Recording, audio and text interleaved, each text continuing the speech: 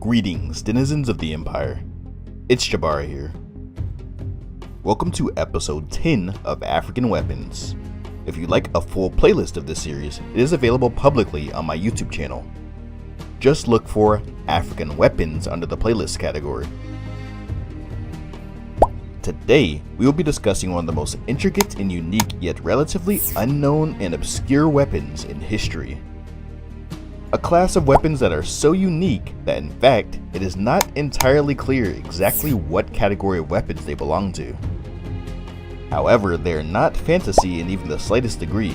They are very much real and have been used throughout Central Africa for centuries. Not only have they been used for both battle and ritual throughout African history, but they can still be viewed with your own two eyes to present day within Africa and in various museums throughout the world.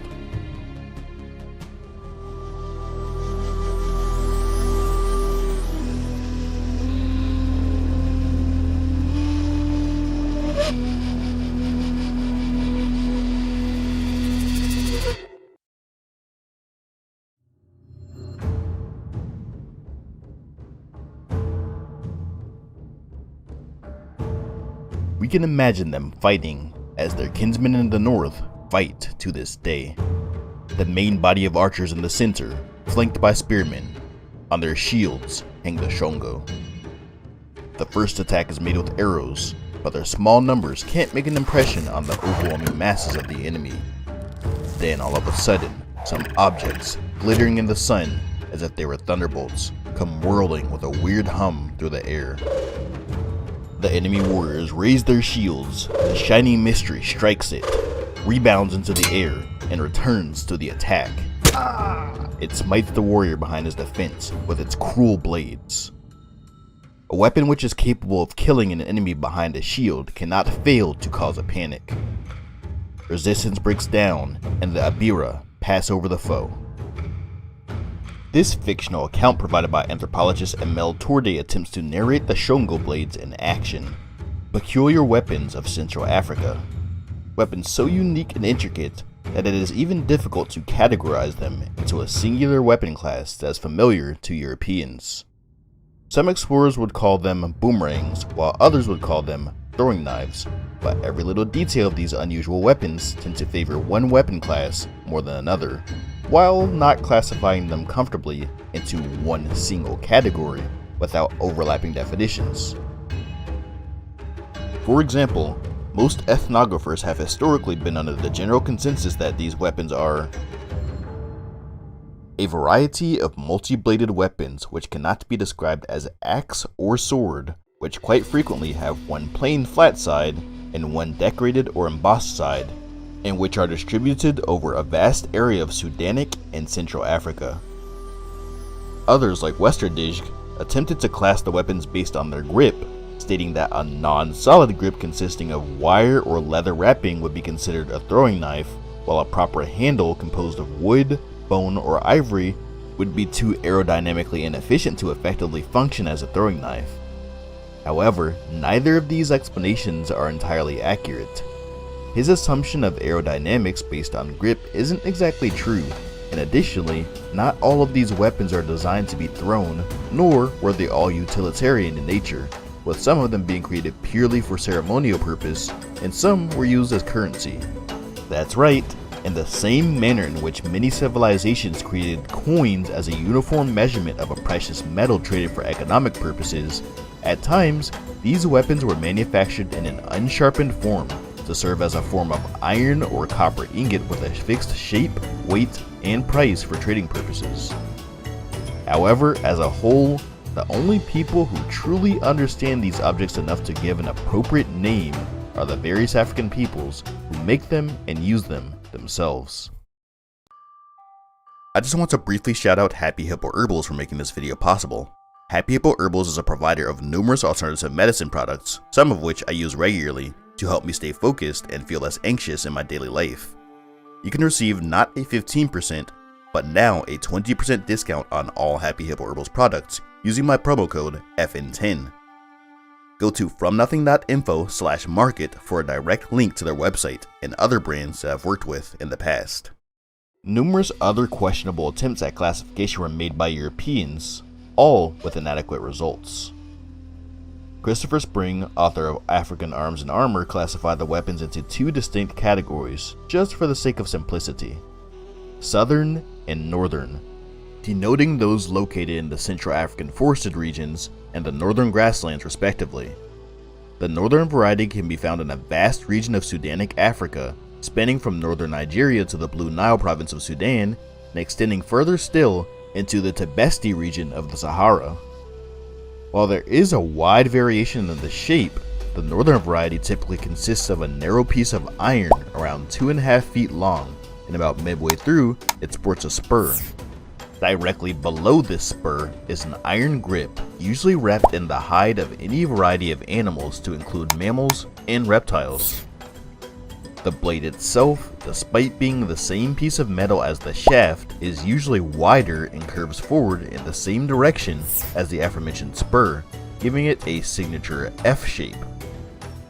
The southern variety tends to be smaller in size in comparison, and rather than having one singular spur, it contains several radiating away from a central shaft. Also, unlike the northern variety, hide is not the only material that can be used for the grip. Wire and vegetal material can be found in use among these blades. The southern variety can be found in Gabon and Cameroon, spanning almost to the White Nile region. One good example of this is the Zande Kapinga, which was famously featured on the History Channel's Forge and Fire series. Both varieties, due to their proximity to the Nile, have been theorized to have diffused from ancient Egypt. This theory originated when some authors presented throwing sticks from the Middle Kingdom Egypt as further evidence of this diffusion, claiming that the modern iron throwing knives had evolved from wooden throwing sticks over the centuries. However, this is highly unlikely, as the aforementioned southern variety are significantly more complex in their shape and workmanship, despite being much farther away from Egypt than those of the northern variety. Theories to explain this lopsided evolution suggest that the complexity of the southern variety is a direct result of knives gradually attaining a more symbolic or ritualistic function over time in the southerly regions. However, both the northern and southern varieties come in both utilitarian and ritualistic forms. The Kapinga, for example, mentioned earlier, is of the southern variety, yet it has well-documented aerodynamic properties in utilitarian use. In fact, southern knives collectively tend to be better designed as missile weapons than their heavier, bulkier northern counterparts, so it's unlikely that they evolved from the ancient Egyptian throwing sticks. Had this been the case, then the reverse should be expected. Muslim cavalry have been documented carrying throwing knives into battle, which they called ngalio. They would do this while mounted on local African horse breeds, which were notably smaller than those of North Africa and Europe. According to 19th century explorer Nachtikal, the Muslim horsemen would carry several of these ngalio in a leather pouch with spurs resting over their shoulders in a manner so precise that they could hang there freely without falling, even on the backs of galloping horses. The rest of the company boasted no ornament, and only carried on their bare shoulders the inevitable throwing iron. This seems to be even more inseparable from the pagans of Bagirmi than from the Teda, and it is so securely carried by the approximately right angle corner which the iron crosspiece, some 20 to 25 centimeters long, running from the middle makes with the body or handle, that it does not fall off in walking or even at the horse's steady gallop. In fact, Arkell and others suggested that these African throwing knives were predominantly used to ward off cavalry. However, this theory does not hold considerable weight, as they were restricted to Central Africa and never extended west to the numerous civilizations of West Africa that have historically boasted large armies of cavalry and highly developed traditions of ironsmithing since ancient times. In theory, this class of weapon should have seamlessly been adopted in this vast region of Africa if cavalry suppression was indeed its primary function. Additionally, Kuba oral history claims that throwing knives were once used extensively within their lands until being outlawed by King Shiam upon the founding of the Kingdom of Kuba in the 1600s.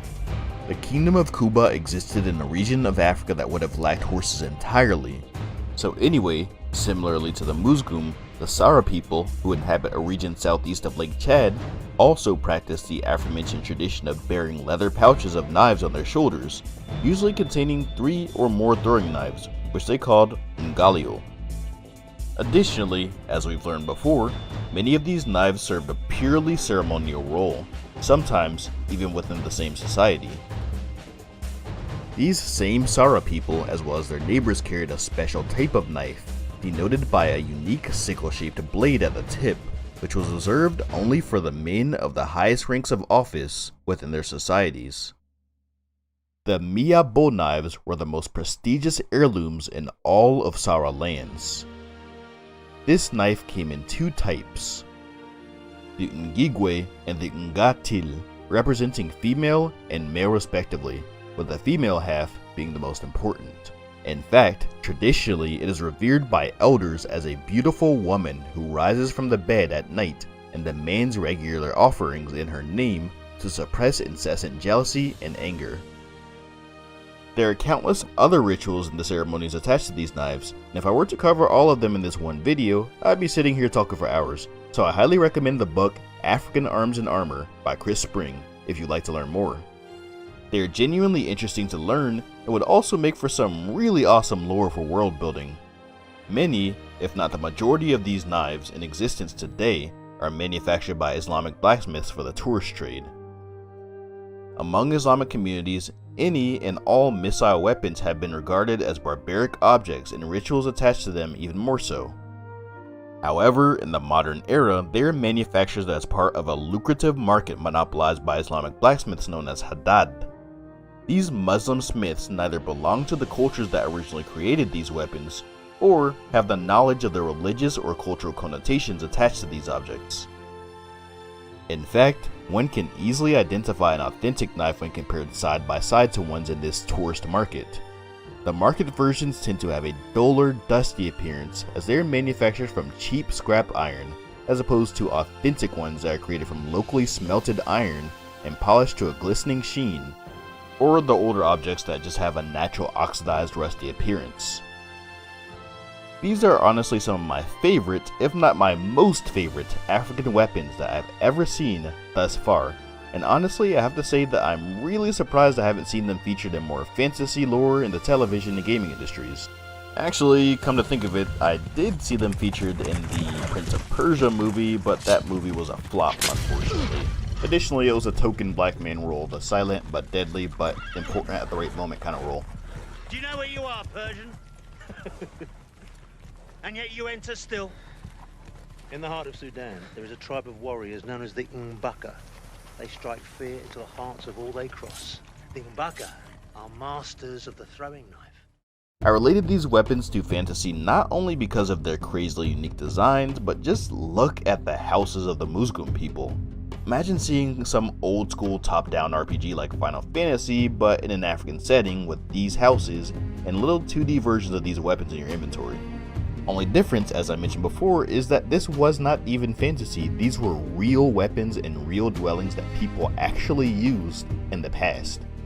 But anyway, I digress. I hope you all enjoyed the video, and if you did, please don't forget to like, share, comment, and subscribe.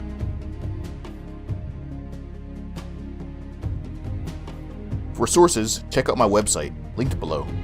If you'd like to support future projects, you can do so there as well, or by clicking the join button below, or by becoming a patron. I hope you all enjoyed the video. Thanks for watching as usual, and always remember, we don't come from nothing.